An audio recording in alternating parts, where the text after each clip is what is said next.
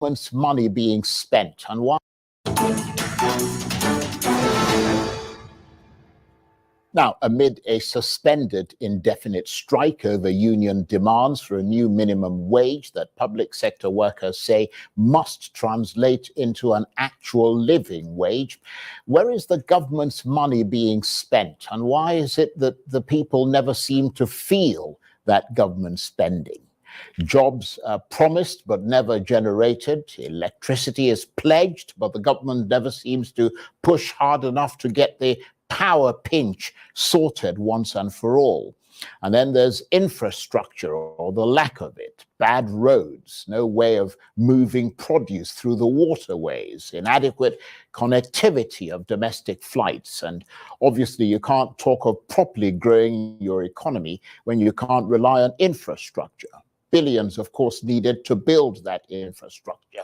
Meanwhile, Nigeria's debt grows and the country grapples with a significant funding shortfall, with capital flows into the country at their lowest level in decades. And then comes the minimum wage issue in a country where growth is as lethargic as ever, with yet another year of economic deceleration, reflecting the effect of tight monetary policies to rein in persistently high inflation. So, with such cataclysmically mammoth challenges ahead, how, in such dire circumstances, can we be optimistic? Well, for his assessment, I'm joined now in the studio by the director of the Public Sector Initiative at the Lagos Business School, Dr. Franklin Ngwu, who's also an associate professor in strategy, corporate governance, and risk management. Thank you very much indeed for coming in. Thank you. Thank you for having me. I'm pessimistic. Make me feel optimistic.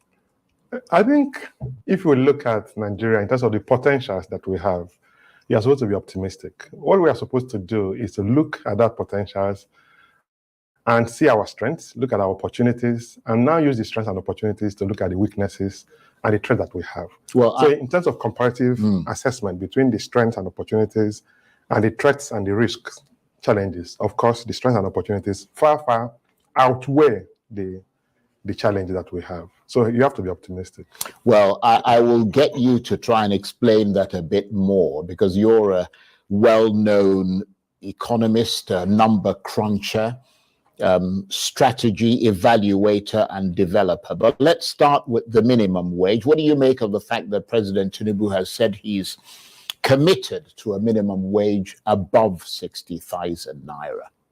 I think is encouraging that the government is appreciating the challenges that the workers are facing. You also realize that the workers asking for 400-something thousand. Now, looking at the cost of living, I mean, on Sunday, we went to buy tomato, and they said that a pint of tomato is now 10,000 naira. So if you look at the cost of living, cost of bag of rice, water, everything, the 400-something thousand, somebody can actually argue that it's small. But the reality of it is that then the question then is, how would the government get the money to pay? How would the private sector get the money to pay? Which brings the issue of the crisis of governance that we have in because that was going to be my next question. Yes. I mean, as I said, you're a diligent number cruncher. Yes. So we want the facts. Yes. Can the country afford it given the current economic outlook and the revenue pinch? I think that what we are supposed to do, can the country afford it in terms of the potentials?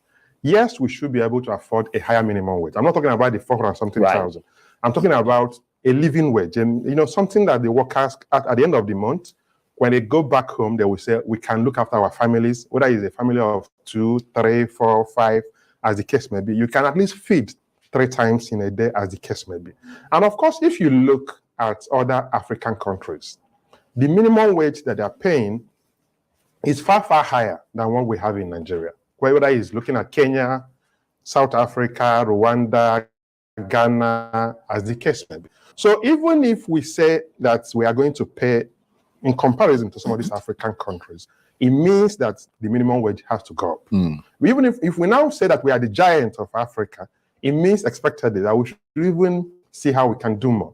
But what is important is how do we properly strategically think about how do we increase the productivity in the economy. That's a very good point, because what I was going to ask you is, I mean, we've been talking about inflation, and I know you've been making assessments and so on, but is there a problem with the way the government is seeing the minimum wage issue as a threat to the economy? Because a wage increase could actually be a good thing for the economy, couldn't it?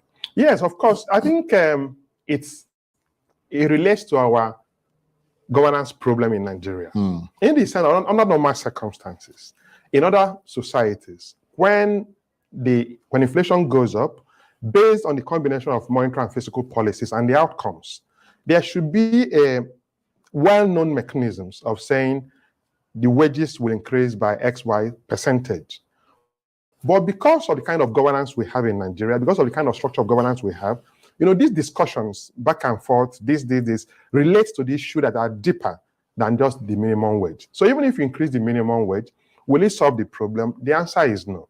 So once you increase, expectedly, inflation, the private sector who are paying workers might likely increase the price of goods and services, because that means the cost of producing will increase. It means that inflation will go up. The question then is, how do we reduce the inflation? Will you keep increasing the interest rate to rein in inflation? So it's all. And of course, if you keep increasing the interest rates, your economy isn't going to go down as well. So it requires proper thinking, proper coordination, real assessment. And as I said, the roots of the matter is the governance system that we have in Nigeria. Right, but you need to re-examine. Right, the Tinubu government says it's done that assessment that you're talking about. They say they don't deny that there are challenges ahead, but it is optimistic, the government is, that Nigeria's economy will start to recover from about 2025 and beyond that turn the corner. Do you share in that optimism? Do your numbers support that assertion? Beyond your, patriotism as a Nigerian, do your numbers support that assertion? No, my numbers, I believe that we should actually grow more than what we are doing at the moment. I believe that the government, if they're able to do one or two things, particularly in terms of the coordination of the policies, particularly in terms of clear signaling of what the governments want to do, particularly in terms of proper policy formulation and implementation, I believe that Nigeria has all the potentials to grow above what we are doing at the moment, because we have all it takes to do that. This is outside being patriotic, this is outside, but in terms of looking at the numbers, in terms of looking at what we are supposed to, what we can do and all that, we should be able to grow and achieve a better outcome. Yeah, no, you're saying we should be able to, all things being equal. But I'm asking you, in your assessment of the policies and the moves that the Tinubu government is making, do you share in their optimism that based on what they have done so far and what you have been able to assess, that the recovery will start from about 2025 and we will turn the economy? And when we mean recovery, we're talking about inflation coming down, we're talking about revenue going up and all the rest of it. I think, of course, you know that there's a difference between policy formulation and implementation. Absolutely. So, but you have to look at it holistically to be able to say we're going to grow higher and all that. Right. I even think that there are other things that they can do at the moment that will even enable us to start growing even before 2025. But they're not doing those things. They are doing some of them. Right. But what I'm trying to also point out is that, of course, you might decide to wear a white shirt tomorrow. But by tomorrow, you might tend to wear a green shirt. So what people say, or what the government say that they will do, the question is if they will diligently follow and do what they're supposed to do and what they've promised. Even if the president said that they were going to do X, Y, Z, it might not really be the president who will really do transport, agriculture, police, security, aviation. So all this will be done by the ministers and the ministries and governor, and you now take it down to governors, down to local government, down to private sector. Right. The growth will come from all this what I can call the stakeholders in the economy. Well, you've drawn a distinction, rightfully so, between implementation and formulation. Yes. Let's start with formulation. What is your assessment? In terms of the formulation, I think there've been so many policies, and in terms of the announcement of these policies, they've been so many announcements. But what seems to be the issue is the coordination of these policies, and in terms of the sequencing of these policies. So I've also said before that the issue of removing of the subsidy, it's fine, it can be managed, but floating naira was wrong. It shouldn't have been done at the time it was done. And what is even better would have been a kind of managed float, which seems to be, we've gone back to it. But when you announce, you might not be able to control the consequences of that announcement. So their policies are good in the face of it, but in terms of the way it was announced and the coordination of the implementation seems to might require more thinking. And you very relevantly, you've done a fairly comprehensive analysis of how economic and governance outcomes are determined by economic policies. But just put that in context for us in a Nigerian setting, bearing in mind, of course, that we're not all professors like you are. Yeah. And I think we've got graphs and things to illustrate the point you're making. Yeah. So what happens is that economic outcomes, or what we call governance outcomes, are determined by economic policies. But economic policies are determined by the political system and the political structures of the society. But interestingly, that political system or political structure are also determined by the sociology of the society. And when I say sociology, I'm talking about the norms and values, the cultures, or what we call in the graph, what we call the social embeddedness. So if you look at that graph, the social embeddedness is who we are as a people. And you can see it takes about 1,000 years to develop. So the social embeddedness affects the institutional environment, which is now the formal legal system that we are using, the way we are supposed to do things, as the case may be. And through that formal institutional environment, you now have governance. So if I break it down a little bit, you find out that during elections, maybe PDP or APC, any of the political parties, we select a presidential candidate, not because the person is the most competent or the most intelligent. It's normally selected based on our social embeddedness. And then when it now comes to selecting the VP candidate, it's also based on that social embeddedness. Then when these selections are done, they become the candidates of the political parties. And then INEC is supposed to conduct this election using our formal legal system. And remember that the reasons, the factors that led to this emergence of these candidates are based on social embeddedness. And of course, when norms and values are not documented, they become what we call informal laws, or become what we call the culture of the society. And then when we now conduct an election, the voting and other factors that determine the outcome of this election are somehow influenced by this social embeddedness. And a winner emerges. When a winner emerges, you now find that the person will now govern, maybe for 4 years, as the case may be. But however, in the subconsciousness of the person, remembers that the factors that led to my emergence can be related to the social embeddedness. Right. So the persons now start allocating resources, which is the last level, bearing in mind those factors that they were enabling. And that's why most of the time when we have winners that emerge, immediately they start thinking about re-election and start ensuring that those factors of social embeddedness are properly serviced and maintained to enable them to get power again. So you find out that what we are having is more or less competition for power, not competition for development.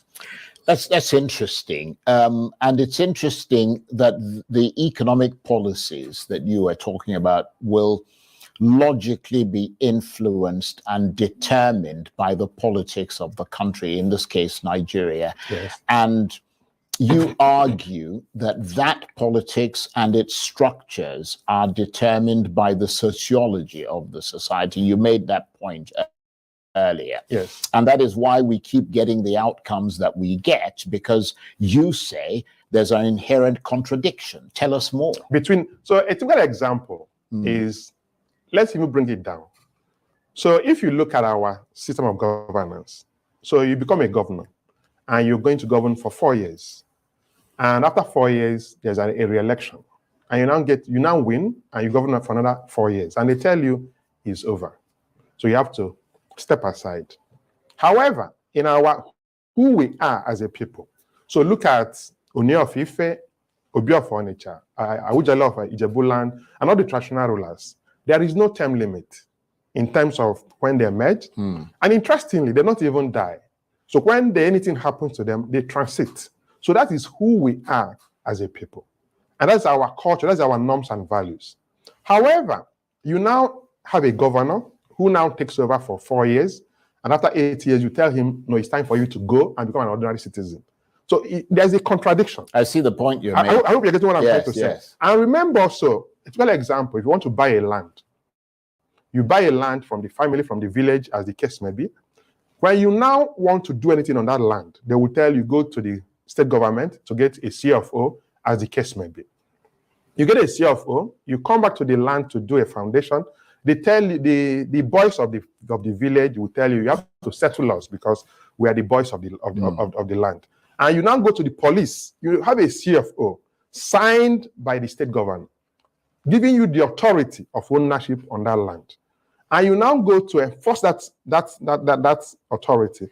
And you go to the police will advise you and say, please go and settle with the boys, referring you back to the social embeddedness. So you're always back and forth in terms of how you want to do things. So that is the problem we have in life. So you find out when your governor comes in, the first place that you have to go and pay courtesy call is to the traditional rulers, who are the social embeddedness of the society. So there's this kind of conflict. So we did a kind of study, and we had the Obi of Onitsha, Emir of Kano, and Sultan of Sokoto as the case may be, not traditional rulers. And you ask Nigerians, who will you want to go to if there is a problem? To look at the case. Of course, the different groups in Nigeria actually preferred the traditional rulers of their respective societies. It means that in terms of judgment, in terms of legal system, in terms of justice, in terms of cases, that there's a preference to the social embeddedness as compared to our former legal system. Right. And that is why you find out that if you look at rule of law, you look at government effectiveness, you look at regulatory quality, in all these key variables of governance, Nigeria has consistently been performing very poorly.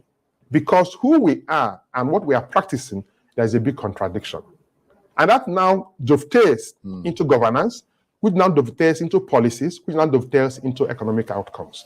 And that is why you find out that poverty remains, insecurity remains, unemployment remains, inflation keeps that is an absolutely fascinating analysis. And you link this to the minimum wage crisis, as well as the demand for the devolution of powers, state police, poor performance of ministers on the federal level, commissioners on the state level, governors, unemployment, poverty, etc. Connect the dots, if you will. So you find out that what we have, we are operating a federal. But is it really federal in the scheme of things? The answer is no. So you find out. So let's go back to UK, where we got our legal system from. So in UK, for example, you go to Edinburgh. The Scottish people are told, please govern yourself in line with the norms and values of the Scottish people. Absolutely. And you now go to Wales. The Welsh people are told, govern yourself in line with the norms and values of Welsh people. The same thing with the Northern Ireland, exactly. Yeah. So the law, the LLB that you study in Manchester is LLB English law. Yeah. The one you do in Glasgow is LLB Scottish law. Absolutely. However, in London, the Prime Minister is now allowed to govern, focusing on certain things that are common across these people. So in the same way in Nigeria, that's why the governors are saying, we want more powers. That's why some group of people are saying, let's devolve more powers to the subnationals. So that at the end of the day, if a governor of a state is not performing, the citizens of that place can ask him, oh boy, what are you doing? And they will know where the money is coming from. But in a situation where every month you just send Commissioner for Finance to Abuja and they go and collect money, so the people don't even know where the money is coming from. They're not even responsible for generating that money. So they don't really have a sense of responsibility to ask for accountability and transparency on the government. And so if we're able to do what we are supposed to do, and that is, there will be more accountability, there will be more transparency, there will be more questioning of what is going on, as the case may be. So in a situation where governor might decide and say, Charles, you'll be a local government chairman, or you'll be a senator, or you'll be a this, and it becomes like that. But if we're able to do what the right thing, that's why people like Governor of Obasteki is asking that there's a need to redesign Nigeria. That's why so many groups are also asking there's a need to, maybe some people call it restructuring, some people call it devolution, some people call it redesigning, as the case may be. But all this are relating to who we are as in terms of our social embeddedness. That the only way we can move forward as a country is to resolve this conflict between the social embeddedness and social environment. The social environment means the formal legal system that we are using. And at the end of the day, it is the fulcrum upon which everything that you want to do in government depends. Because once you don't understand the formal legal system, the only thing you can do to survive is to see how you can manipulate the system to achieve what you want to achieve. Well, I mean, it seems like a fairly reasonable, logical. As California faces a budget deficit, our classrooms face a monumental crisis. Budgets are a reflection.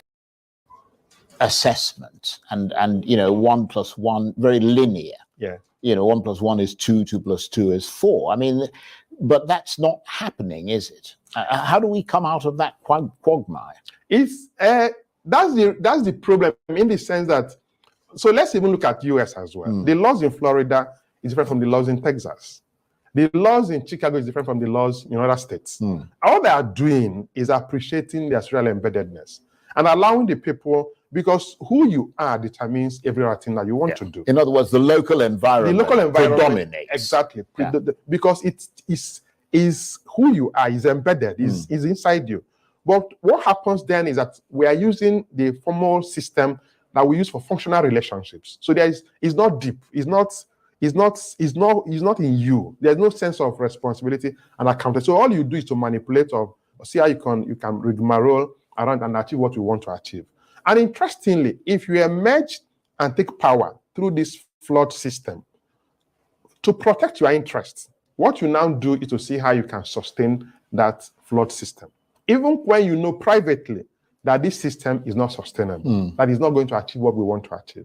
I remember a time that we engaged the Minister of Solid Minerals, and he was saying that what we have in solid minerals, it's oil and gas is more or less insignificant compared to what we have, but that sector is not working.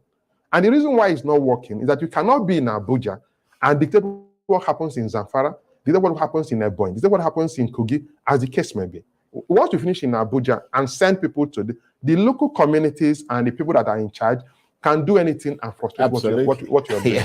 But if you give them the responsibility and the ownership and say, please, this thing, if we get 1,000, please give us 200 naira in Abuja and take 800 naira.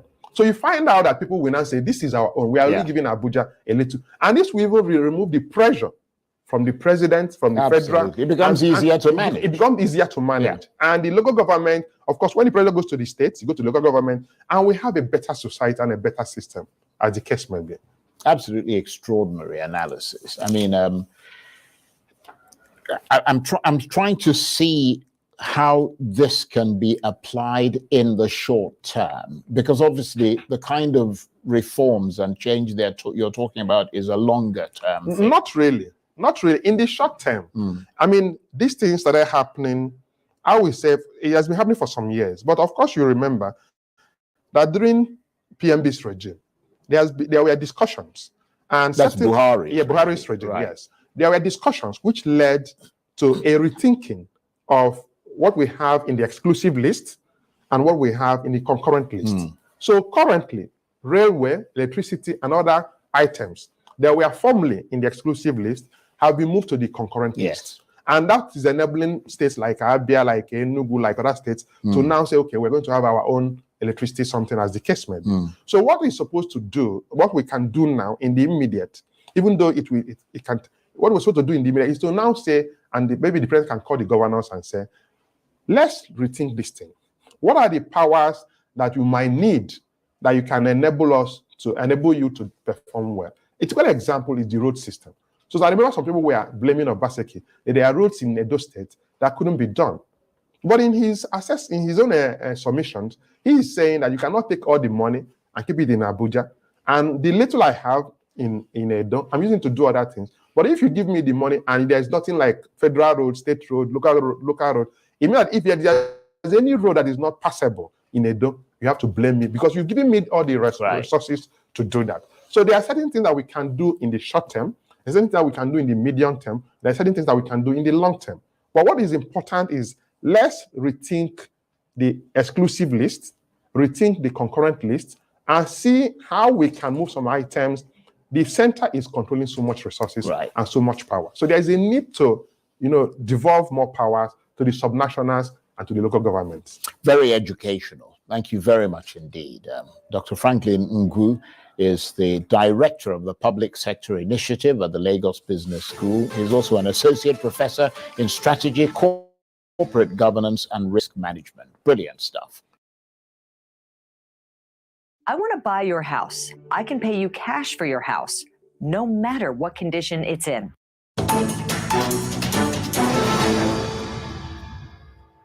Welcome back to Arise Prime Time, where we offer perspectives on the news and talking points of the day. I'm Charles Aniegolu. Now, he was credited with defending the PDP and its presidential candidate, Atiku Abubakar, during the 2023 presidential election, and even boosting Mr. Abubakar's chances of winning that election in the face of the divisions within the party that were apparent to everyone as a result of the Nyesom Wike factor.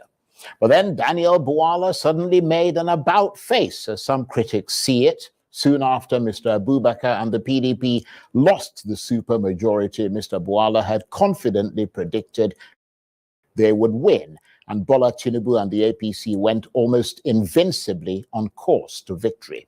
And now Mr. Bwala has become Mr. Tinubu's unofficial spokesman, holding much publicized meetings with the president, doing the media rounds, and pontificating on the president's behalf.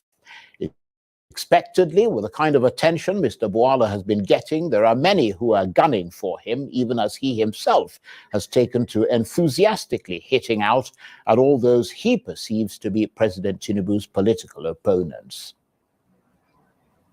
And the lawyer and public policy analyst, Dr. Daniel Bwala, joins me now in the studio. Good to see you again. Thank you. Thank you for having me. We're going to get to a little bit of that, but let's start with the very topical issue of the suspended strike, of which you have spoken a lot about in the last day or so. What's your reaction to that? Well, I think I welcome the idea of a truce, between the federal government and the workers, the labor union, because I think strategically, every labor union will want to have an inch. What they have achieved in the last 1 or 2 days is that the president or the government has agreed that 60,000 is not enough. So that in itself is an achievement.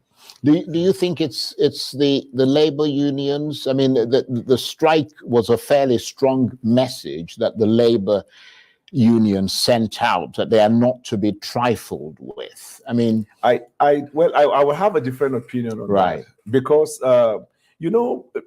unionism, labor unionism, usually work very strongly in climates where, to a large extent, there is a self-sufficiency, where the people are doing well.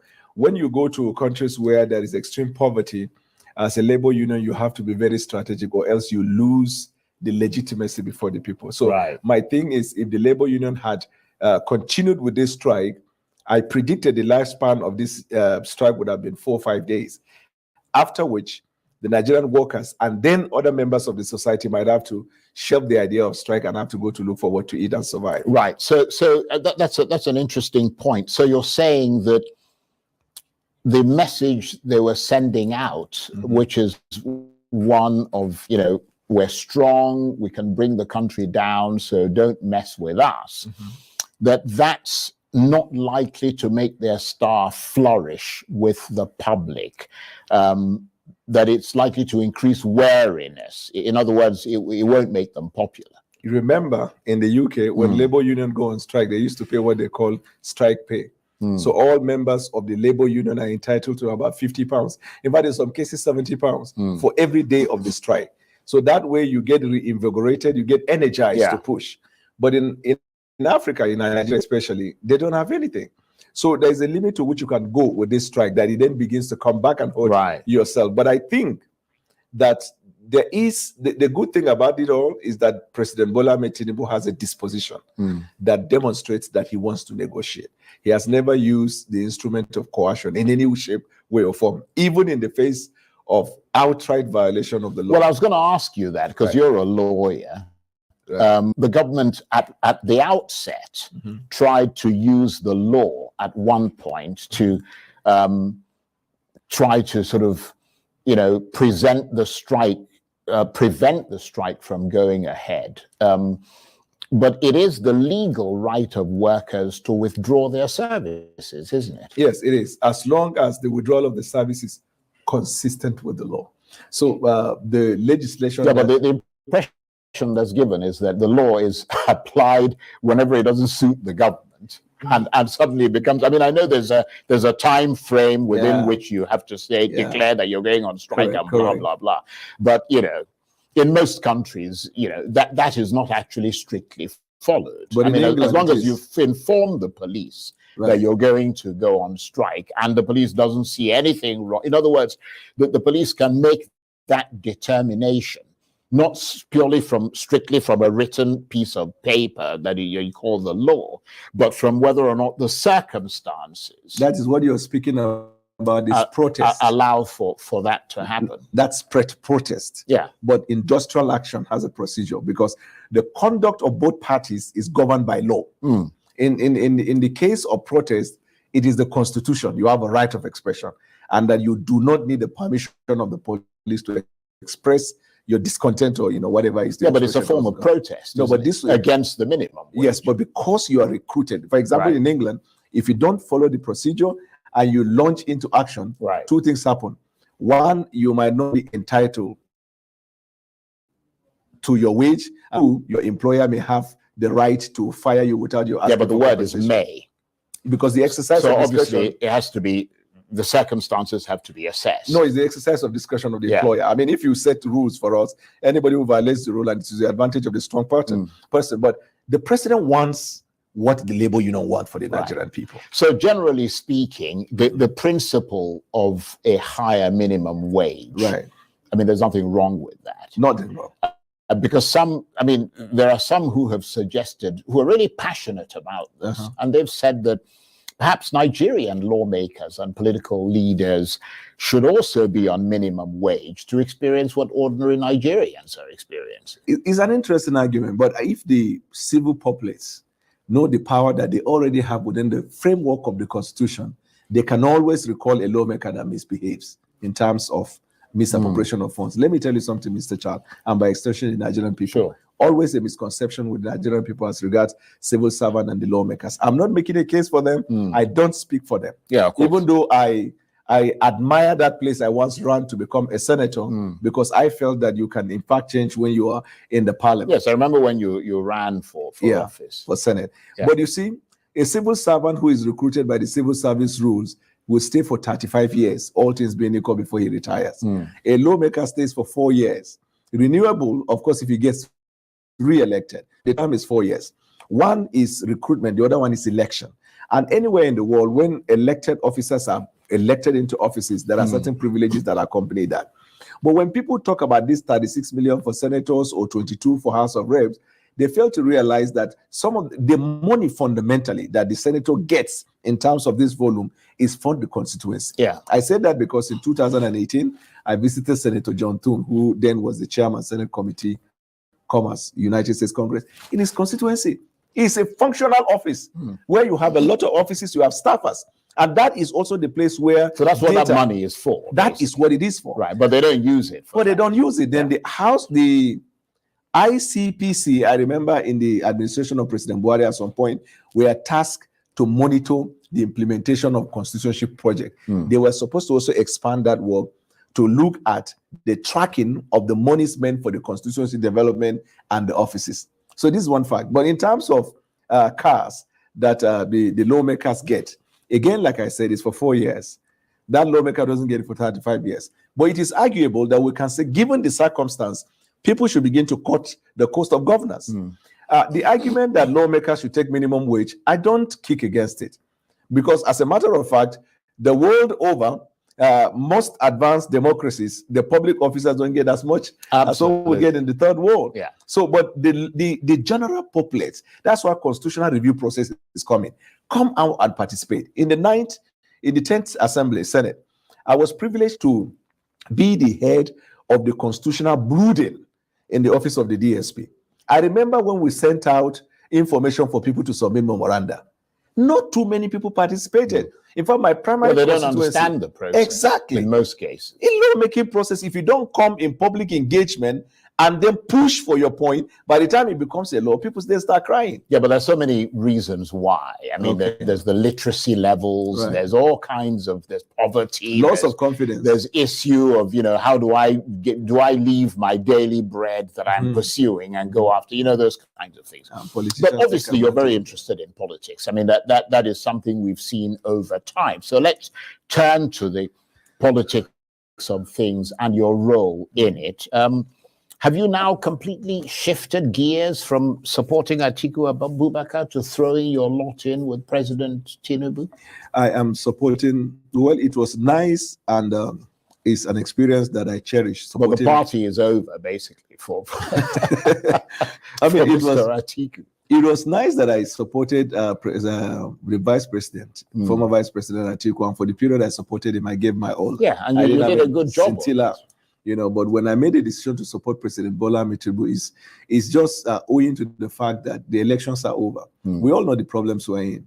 And if you're privileged to have an attention of somebody who is now the sitting president, who didn't need you in the first place, but he felt that you have something to offer and say, come be a part of what we're doing in this government. Let us see how we, support a good governance. I feel it's an honor. Don't forget that I was a Siwaju loyalist before I changed party and I went to Atiku. So it is not a situation of going back to somebody you don't know. I've always believed in him. I've always believed in him. But I mean, it was the principle, though, wasn't it? That you left the party on your convictions. Correct. I mean, why have those convictions changed? Because I mean, President Tinubu was the candidate. Right. He wasn't president at the time. He was the candidate, and you left because of a Muslim.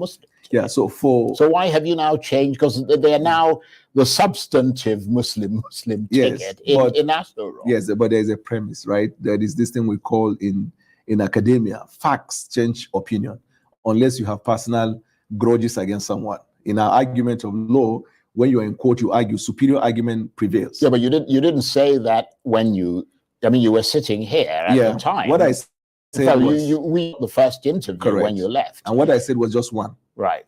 I decided to change because I couldn't support the Muslim ticket. Yeah. Why was I that vociferous? Because I felt that a same-faith ticket is most likely going to disenfranchise those who are not represented by the ticket. And if you look at history, we are coming from history. So it's natural for you to have that kind of fear. But guess what? When President Bola Tinubu became president, our own fears were melted away. Because right now, and you can fact check that, President Bola Tinubu's administration has provided more opportunities for the minorities than any administration since 1990. Yeah, but you didn't say at the time that you were going to, that there was no provision for any other sort of action on your part beyond the fact that you had made a decision based on your conviction. No, but that's the premise. We decide based on conviction. So why was I convinced that I couldn't support that? There must be a premise. The premise is because, government is about interest and representation. Politics, there's no permanent friend and there's no permanent enemy, that is permanent interest. Collectively under democracy, we send our representatives in the National Assembly to represent us. To do what? To represent our interests, protect our rights, make sure that there is equal opportunity on us. Right. That's the whole essence. So when I made that decision, it was with the belief that the same faith ticket is likely going to disenfranchise my people. And don't forget. And now you're convinced that it hasn't. I know, not just that it hasn't, right? But President Bola Ahmed Tinubu is providing opportunity for the Christian minorities in the north and the minorities generally. So is it conceivable that you may return to the PDP? No, I'm not. At some point, if you change, I mean, you see a different sort of approach that generally in life, because politics is not religion. You know, it's in religion you will say, I die here. Right. But in politics, the basis for which people come together, it's no longer the basis for which they are staying. I'll give you an instance. If President Bola Ahmed Tinubu say, thank you, Bola, but I don't need your support. I don't have a basis to stay there. Yeah, I understand that. But secondly, but people tend to, I mean, you're a very well-educated, very well-exposed person. And one would think that you would be driven more by something close to ideology. That is what I have been doing. Which is not something you kind of flip-flop over. You can flip-flop on ideology. You can flip-flop on principles. As a matter of fact, you can flip-flop. Anybody can flip-flop. Look at it this way. Right. Is politics a religion? No. Was politics initiated in Nigeria? Certainly no. The advanced democracies that brought to us, what is happening? Donald Trump became a United States president as a Republican, but he started as a Democrat. As a matter of fact, there is this lady. Well, I doubt if Donald Trump is the best example of someone who has fidelity to ideology. But it was reported that through his administration, they had a very strong economy. Anyway, look, let's not get bogged down in that. I mean, let me ask you this. What do you make of what's going on in the two other political parties, the PDP and Labour? Well, I don't think that there is anything lively, going on there. And the reason is simply because both parties are fragmented at the moment. Right. Both parties seem not to have a direction at the moment. It is to the advantage of the All Progressives Congress, because you ordinarily will not want your competitors to be strong enough. Even the much touted merger they are talking about is a myth. Well, I was going to ask you about that, because they're talking about creating an alliance or a coalition or a merger, to mount a challenge against the APC in 2027. Is that sort of thing likely to be attractive to you as a politician? Not at all. The only thing that will make me withdraw my support for President Bola Ahmed Tinubu is if President Bola Ahmed Tinubu goes against the Constitution of Nigeria and goes against democratic ideals. And I do not see that happen, because President Bola Ahmed Tinubu is on course. He is redefining the structure of our foundation and economy. And I know that the decisions are hard, but they are definitely decisions that are going to work at the end of the day. Okay, well, for the political parties, I know that merger will not work, because for merger to work, that will produce one person as a candidate, there has to be a unanimity of purpose in terms of somebody coming down. The Obedients have made it plain. Any merger that Peter Obi will not be the candidate, they are not in it. And of course, you know that former Vice President Atiku had recently said that he's going to run for office as long as he has health and life. So that is, I think, a conclusive proof that it will not come. For Peter Obi and Labour, the trouble they have is that there is a problem of leadership and redefining ideology. Peter Obi is a capitalist. There is no scintilla of drop in the bloodstream of Peter Obi that suggests anything that has to do with labor unionism. But of course, it is his right in politics to get political party as a means to attaining power. So he will continue to have an issue. I was telling my friend today, a friend of mine who is an Obidient, and he said, we like the strike that is going. The government will have to do what is right. I said, let me tell you, my brother, Alex Oti is the only governor on the platform of Labour Party. Alex Oti has not been able to pay 30,000 minimum wage. The Labour Union went and met him 2 weeks ago, and we're begging him, please pay the 30. So it is more than politics, I told the person. It is about governance. And we have to look at it from this point of view. My thing is, it is too early to start political calculation and movement, because government has to show governance and democracy. Right. But the fact is that you would find yourself without any problems able to move from one thing to the other if you felt convinced that at that material time that was what was important to you from a political point of view. Definitely. That is the crux of not just democracy, but freedom of the human person. Yeah. And the Constitution support that. So President Tinubu, we've just got about maybe a couple of minutes left. Right. President Tinubu has just marked 1 year in office. Right. Do you share the widespread pessimism and dissatisfaction about the Nigerian economy that's fueling so much frustration across this country? So this way. The height of the skyscraper is determined by the depth of the foundation. Unfortunately, foundational work often seen in the surface. What President Bola Ahmed Tinubu is doing what he has done over the last 12 months, and he continues to do, is the foundation laying. And these are not the things that the people will see. The Nigerian, he inherited a dead economy, and because he succeeded a president from the same party, he doesn't want to be seen to be complaining. You have heard him over and over saying, "I accept, but I inherited the liability and the asset." What I quite appreciate about President Bola Ahmed Tinubu is that after 1 year, he has decided, because if you look at Section 5, he's the president that executes. So if his ministers fail, it's as good as saying he failed. And he knows that the Nigerian people will point accusing finger at him if nothing works. So he decided to introduce what previous government have not been doing, which is to assess the ministers. If you are not performing, I'm going to replace you with someone that is going to perform. Because obviously, whether I succeed or not is determined by the hands and legs and everything that I have across. And the performance indicators that he has set out is quite clear. Even the engagement of the Nigerian people to give their input is quite welcoming.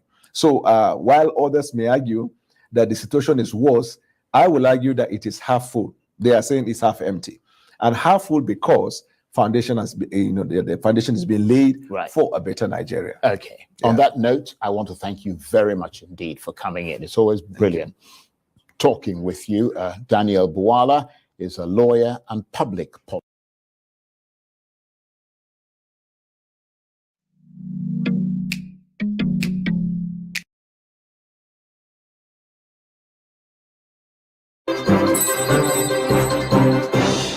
The Nigerian Senate has also been speaking as it's frowned at the shutting down of the national grid by organized labor during the nationwide strike. Counting the losses of the two-day strike, President of the Senate, Godswill Akpabio, described the impact in certain areas as sacrilegious and economic sabotage that should never be allowed to happen again. He says a bill should be brought to the National Assembly to settle the issue of new national minimum wage once and for all. For instance, shutting down national grid could amount to economic sabotage. Stopping children from taking WAEC means that you have set those children back by 1 year. So there are so many things involved in what is going on. So my personal opinion would be that we thank them for agreeing to go back to the negotiation table. We urge the federal government to expedite action on negotiations in order to arrive at something that is acceptable, at least acceptable to both parties, or something that is reasonably acceptable to both parties. And then immediately thereafter, since the last minimum wage has expired, as an act of parliament, they should immediately send us an executive bill for us to commence work. It is when we are doing our work with the next executive bill that we will now sit in closed session to discuss the modalities of how to stop the situation we find ourselves, so it will not repeat itself. Well, joining us now is the president of the Trade Union Congress, Festus Osifa. Good to see you and thanks for your time. I know you and your colleagues have been so busy in the last 48 hours.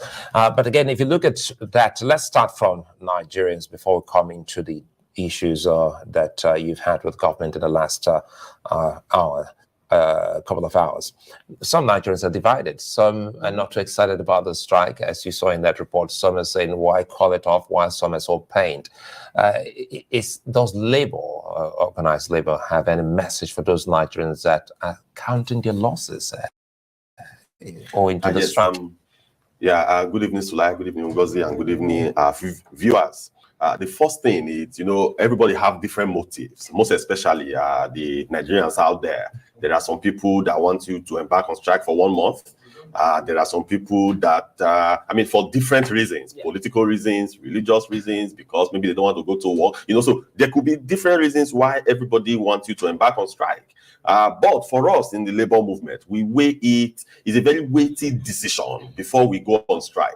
If you remember, I was in this studio over 3 or 4 different sections when we were hammering on the fact that we have given an ultimatum and it expires 31st of May. What the president did today, if he had done it like a week earlier, like 2 weeks earlier, we wouldn't have been here. Those marching orders should have been given before now. We gave a lot of signals. If you remember, there was a deadlock. If you remember, we walked out. So those things were signals for the authority to trigger the authority to act. So strike for us is at the last resort.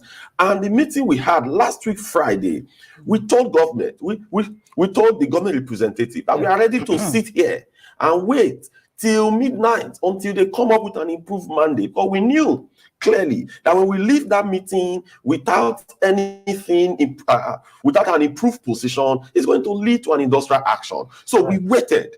But again, to the entire Nigerians, for us, when we embarked on the strike, we first of all, we communicated to the unions in secondary schools to allow children, to allow the kids and the youth that are supposed to take WAEC to take WAEC. So in most parts, we've not really gotten reports where the WAEC of students were disrupted, because we asked specifically that they should allow them to go ahead.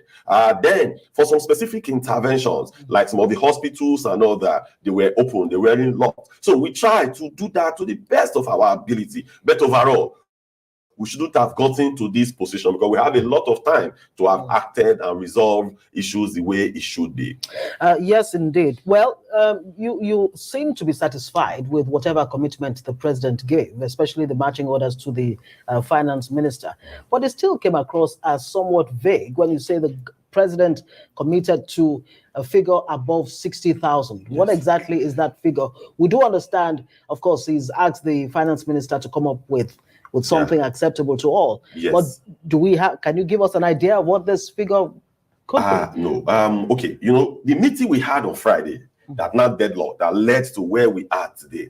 So in that meeting, they literally told us that they cannot do more than 60,000.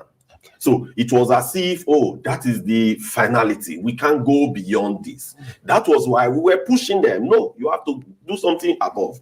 If they had told us in that meeting, okay, we can do above 60,000, but let's go and consult. We will come back in time. It could have been a bit different. But it was a scenario where we cannot do above this.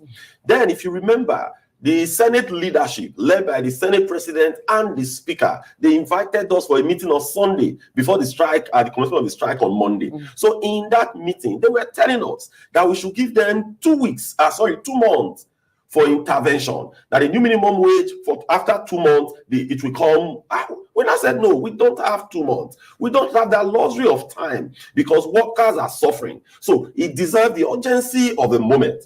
So now, if, for example, in that meeting, if they had told us this 1 week, for example, maybe the strike wouldn't have happened if they have committed to that. But when we now entered into that conversation, 2 things were actually, in fact, 3 things we achieved. One was that initially it is 60,000 or nothing. But after the strike, in yesterday's meeting, it was now, okay, we can do above 60,000. So for that, we counted that as a win. Then secondly, actually, the timeline. Because if we are continuing the way we were going, maybe 3-4 months would have still be there dragging and all that.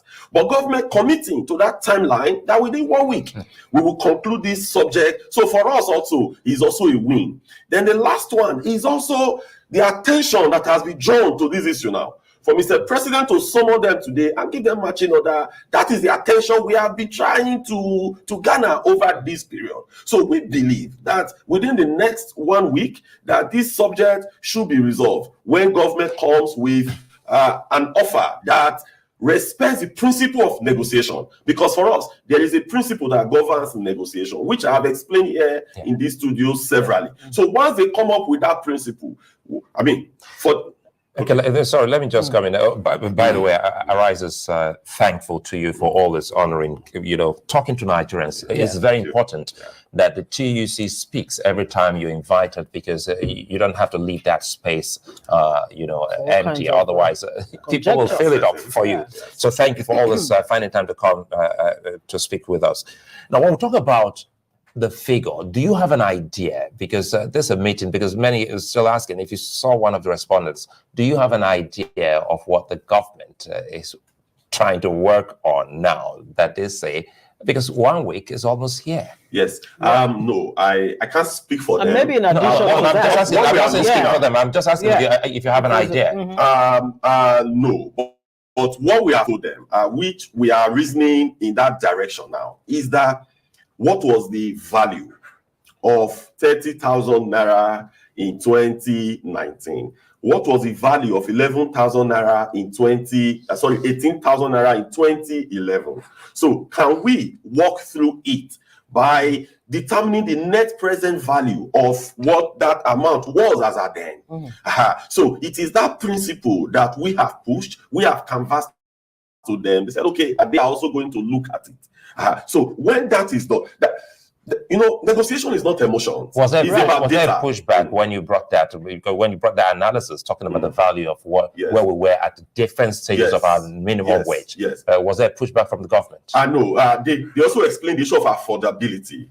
They also brought the issue of affordability. But we told them that, yes, we understand that as well, but it's also the function of government to cut a lot of wastages. Right. It's the function of government to look at areas you could cut in order to make the life of your workers better for it. So we've had that argument. They said, okay, they will go back, they will look at it, they will consider all these when they are making their final offer on this subject. So we are expecting them that when they come and make that final offer, it will reflect this principle. We'll be giving them expo. I think the station will be giving them expo over the weeks, because not only be telling them this net present value, we'll be telling them, the adjustment for inflation over time, we'll be giving that, but it's unfortunate that now, speaking of inflation, some stakeholders would say no matter how much government pays the Nigerian worker, inflation will continue to eat, whatever the value of that currency is. Now, what organized labor should be fighting for is to strengthen the naira. What are the more sustainable strategies,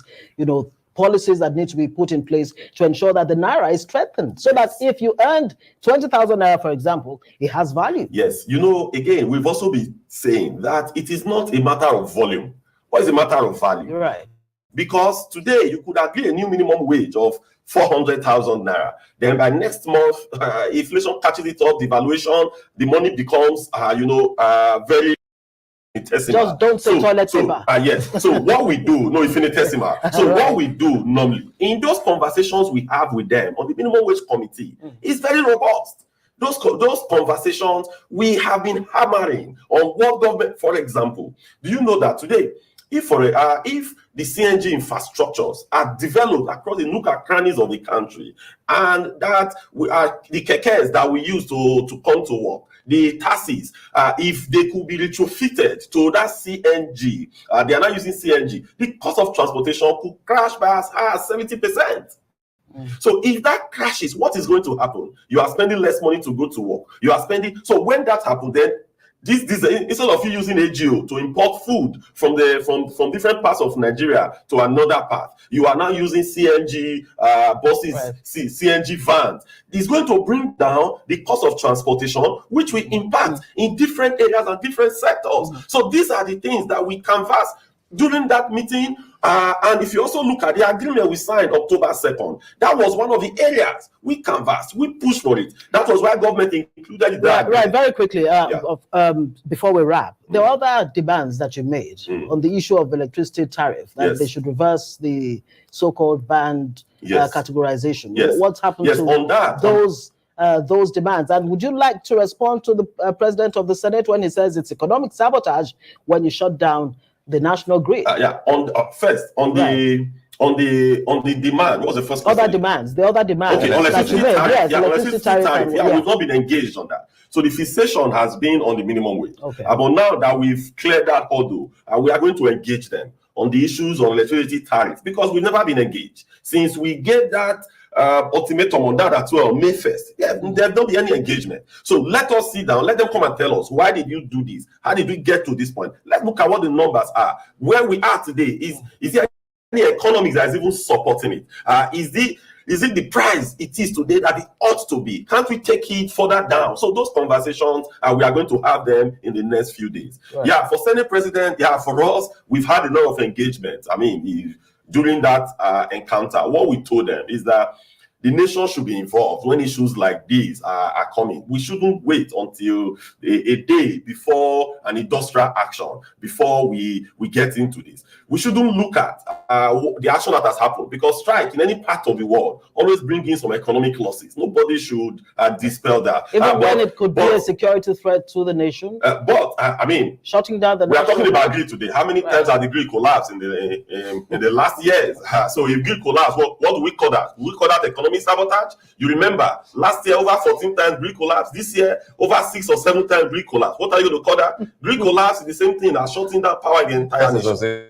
I think I'll have to say thank you now. I think you've driven your points home, and I'm hoping that the same speed with which the national anthem was changed should be brought into place to fixing our national problems. So I'd like to thank you for your time, First Associate President, Trade Union Congress.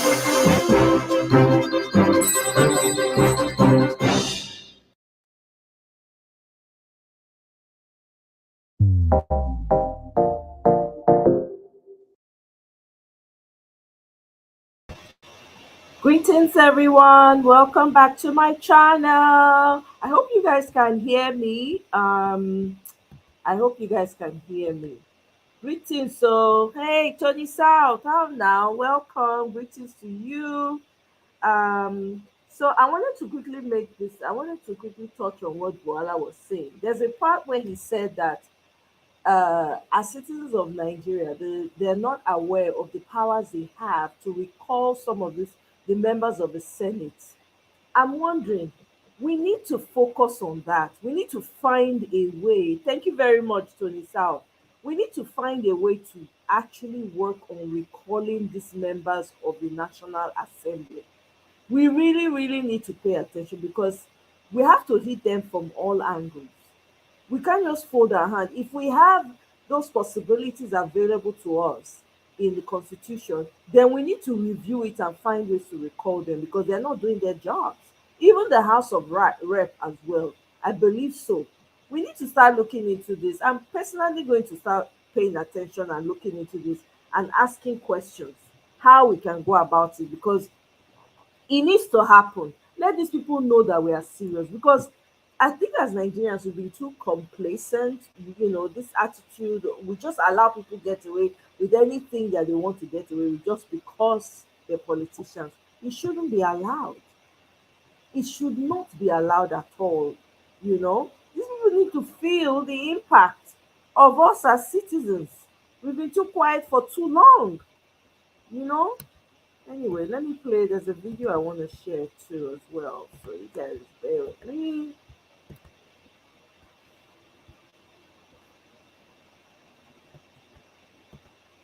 I am your friend, Dr. Charles Apoki. I've not been able to comment on the killing of soldiers at Aba because I've been very busy traveling from place to place to do recordings and lectures. I know Ogbo Hill, Obikabia Junction, Ukegbu Road, and Ehere, that axis very well. I grew up in that area. I'm strongly against the killing of any person. Soldiers being killed by civilians, non-state actors in Nigeria is not acceptable. Civilians being killed by military personnel extrajudicially is not acceptable. I detest violence. I detest killing people. It's against nature. Number two, every separatist movement, liberation movement, agitation that started with military action has always been resolved on the negotiating table.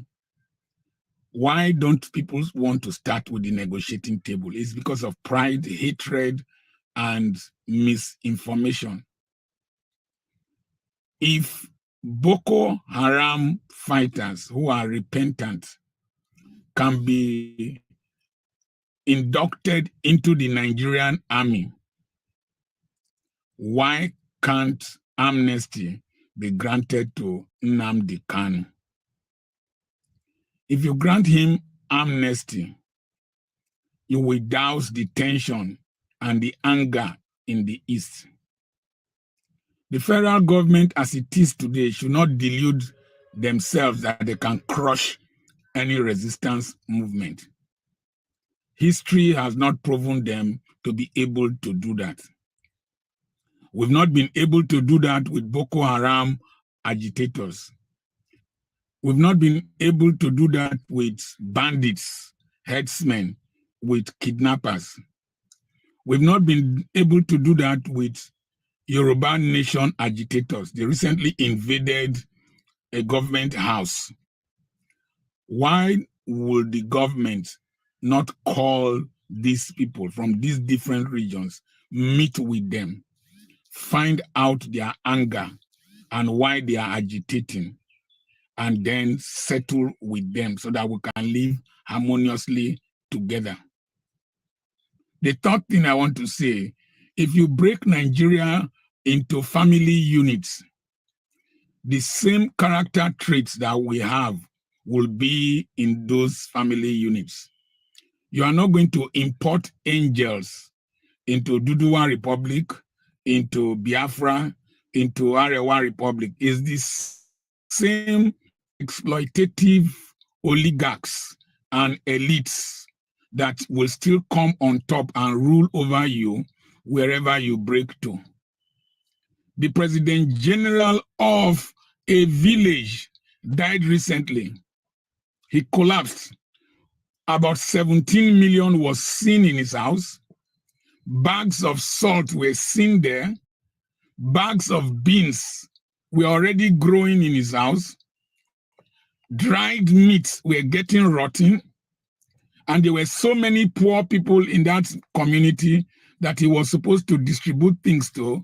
He did not distribute to. He died leaving them behind, rotting. That's how the mindset of the typical Nigerian elite is.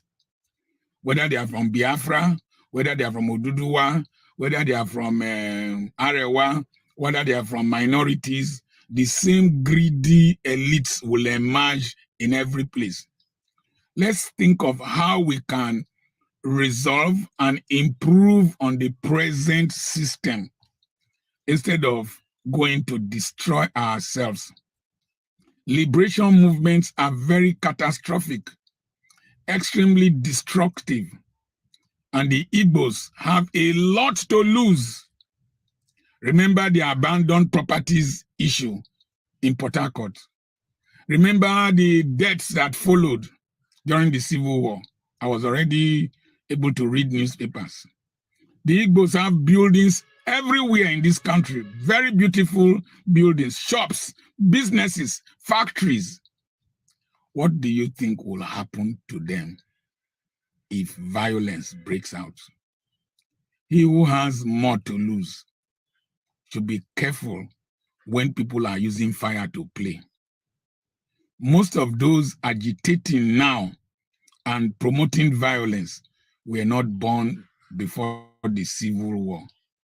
Those of us who were born before the Civil War, we know the pains of losing our neighbors, of killing people you grew up with.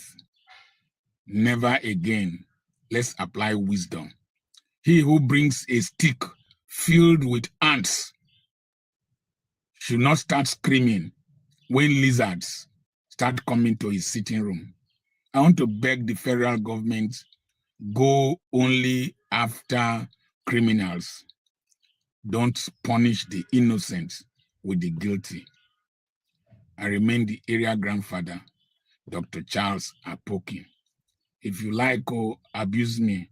You like, say I'm a foolish old man. Now you sabi, I don't talk my own. Send a message to me on +234 7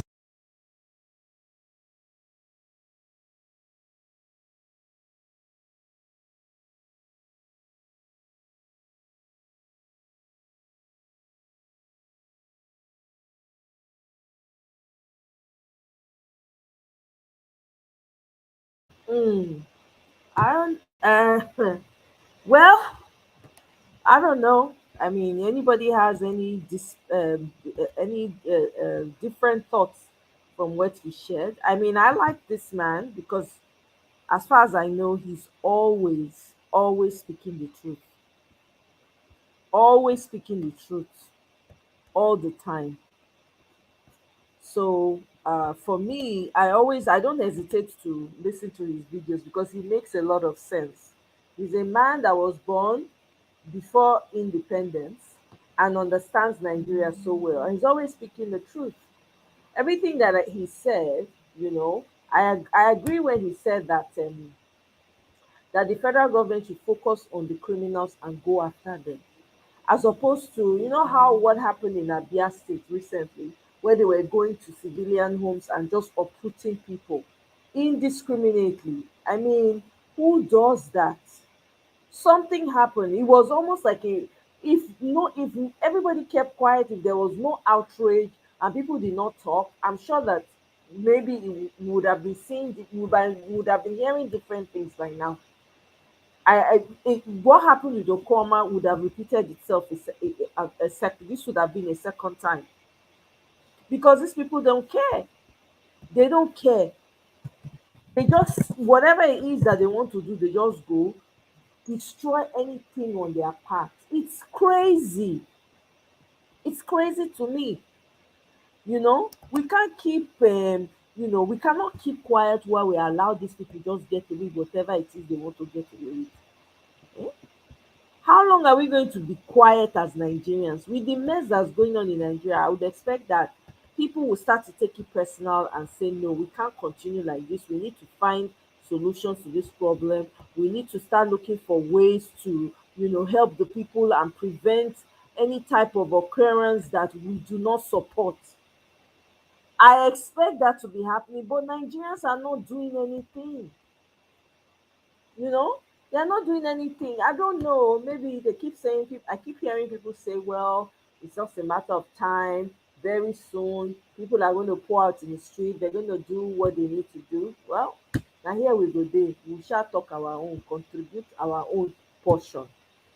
Having said that, my president wrote something today that I'm very pleased with. As a matter of fact, I have to come here and read it to you guys. I don't know, some of you may have seen it, but I just want to read it because it really gladdened my heart. He took care of so many things on this with this one tweet. This man, he first of all, people that were angry, he calmed them. He did so many things with this tweet.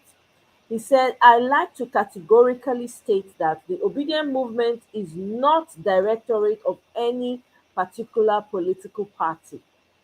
Any individual or individuals claiming to be leaders of this non-existent directorate are simply not members of the broader Obidient Movement. There may be a youth mobilization directorate in political parties, but the Obedient Movement is far beyond a particular political party. Bagam. The Obedient Movement is a diverse and inclusive collective that transcends traditional political, religious, and ethnic affiliations. Bagam. It is not domiciled within any particular party or headquartered in any particular part of the country. Let me pause there. You see all this time when people dey shout, hey, Edo State is the headquarter of Obedient Movement. Hey, Edo State is the headquarter. The Obi inside the dient has spoken. He said it is not in any particular party or headquartered in any particular part of the country. So for those people that say, oh, Edo State is the headquarters of Obedient Movement, this already scatters that argument, completely destroys that argument, right? Because people have used this Edo is the headquarters to cause a lot of mayhem. A lot of things have been said because people have the assumption that, oh, Edo State is the headquarters, so we must do this, we must do that. You don't tell now. You no dey anywhere. Okay? Mona rest. Obedience are everywhere. It's like air. You can't grab air. You don't even know where the air they come from and where they go. You don't know the direction of the wind. Now, so obedient movement be. And it would further, he actually mentioned it earlier. It's far beyond any political party. It is diverse, inclusive collective that transcends traditional as politics as you know it. It transcends it. It transcends religion. It transcends ethnic affiliation. So Mona rests with the Edo State is the headquarter of Obidient, please. Its membership, yeah, even though yes, those states, Delta State, they were the ones that first started pushing Obi before every other southern person joined. We understand why it was so because of the sentiments. We get it, but that doesn't mean that it is the headquarters. It can be anywhere in the world. Okay, its membership spans across Africa and the globe, comprising individuals from various backgrounds, including rural communities and public, private, and corporate entities. Bagang, united by a shared vision for a new and better Nigeria, guided by the principles of adaptive and transformative change, progress, discipline, and democratic values. The Obidient Movement advocates for fairness, equity, inclusivity, and justice. Mic drop moment right there. I'm going to give it a second. Mic drop moment right there. Okay? The Obidient Movement seeks to foster positive change through a commitment to integrity, honesty, and accountability, rejecting deceitful behaviors. Background. If they want to even find the tenets of the Obidient Movement, global Obidient Movement, some of the tenets are contained in this write-up. You don't even need to go far. Just the tenets of Obidient Movement. If you pull up this tweet, you just start to dey take am 1, 2, 3, 4. You reach like 20 for only this place. We serve as a beacon of hope for reimagined Nigeria, where leadership is grounded in character, capacity, competence, compassion, and the well-being of all ALL citizens, not some, not Emilokan, not I'm from the east, not I'm from Edo, not from Rivers, not I'm Calabar, not I'm Hausa and Fulani, so therefore I should take preference over everybody else. All citizens. Let this serve as a clarification that the Obidient Movement operates independently. Another mic drop moment coming up, of any political party. There were people from different political parties, people that have never even joined politics in their life, myself included, never ever. All of us join because we see candidates when it makes sense. We say wetin be this, we've never seen this kind of thing before. We carry our karanga, we follow am bumper to bumper. Okay, we no look back since then. The man never disappoint me since then. He never. Let me take it again. Let this serve as a clarification that the Obidient Movement operates independently of any political party, and its membership is not limited to any particular affiliation. You can be obedient wherever you are. You don't have to be, you have to be LP to be obedient. Foul. Yeah, it has been debunked.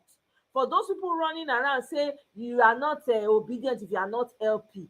this has knocked that argument out of the way. Because I remember then there were a lot of people who were APC that came to join Obidient to push for Peter Obi. There were people that were not even in politics. Yours truly included. I was not. I saw the man and I followed the man. Matter of fact, remember there was a time we didn't know which party was going to come. When he left PDP, we don't know where.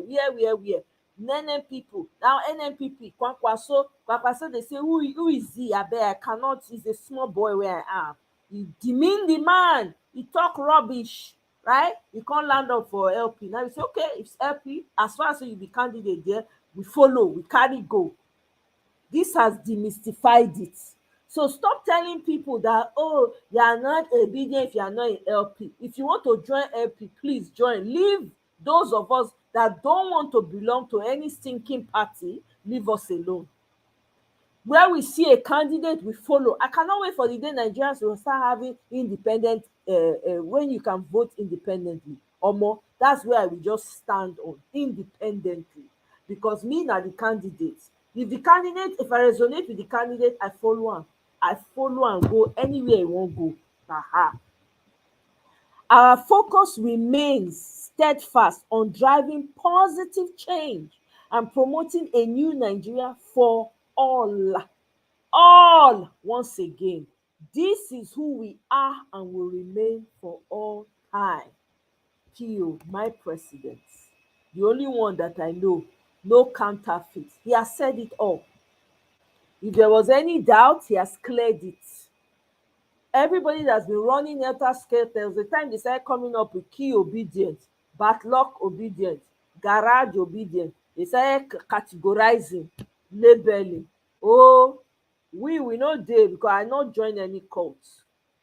Na the man Peter Obi now follow, so I no get interest for belonging to a group. Like even friendship, I no dey belong to group. I no dey do group thing.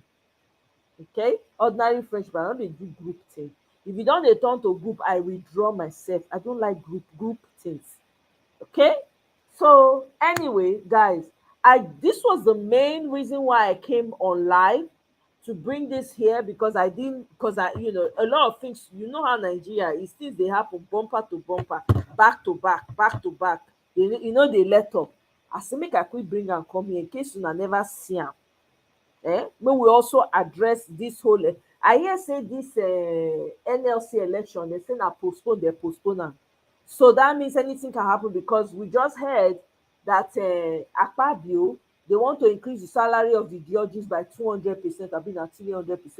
When they talk say they not get money. My own be say, may NLC people, may they do something good for their life, for once in their life. But hey, who am I, right? I'm just a lone voice. But that's it, guys. That's all I wanted to share. I'll probably see you guys over the weekend. I don't know. It depends on what happens tomorrow. But thank you for joining me. I appreciate it. Tony Sal, thank you for coming. I will see you guys on my next one. And please stay cool. It's very hot over here. It's like over 100 degrees right now. It's blazing hot. The air is still, as in no movement. So, guys, I'll see you guys on my next one. Take care. Bye.